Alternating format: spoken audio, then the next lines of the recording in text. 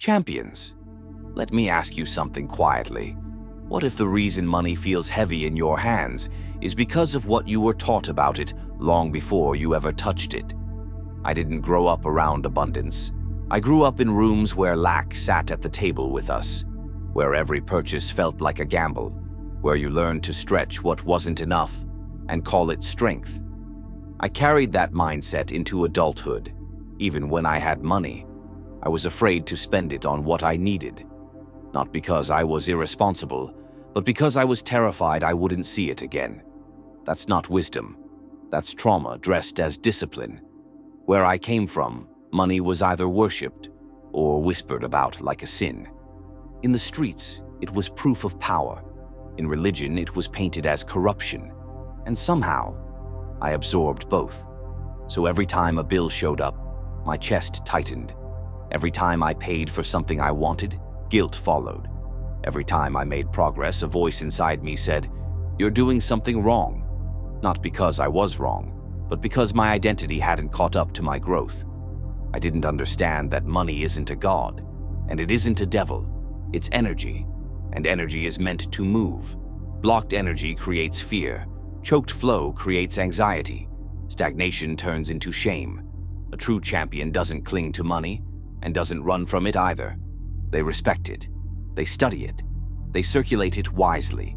They give it purpose. They command it without kneeling to it. I had to unlearn the idea that wealthy people were evil, that every rich person had dirt on their hands, that prosperity only came through corruption, because that belief quietly told me, if I ever become abundant, I must be bad too, and that thought alone can sabotage a destiny. Champions, listen carefully. If you think money is dirty, you'll always try to wash it off your hands instead of hold it long enough to build something.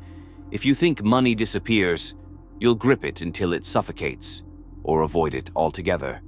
If you think you don't deserve it, you'll spend it recklessly just to prove the story true. Your bank account often follows your self-image, not your hustle, your identity. When I began healing my relationship with money, I stopped seeing bills as punishment and started seeing them as evidence of responsibility. I stopped feeling guilty for wanting better and started realizing that desire is information. It tells you who you're becoming. A champion builds wealth slowly, cleanly, deliberately, not from fear, not from worship, not from shame, from stewardship, from clarity, from inner alignment.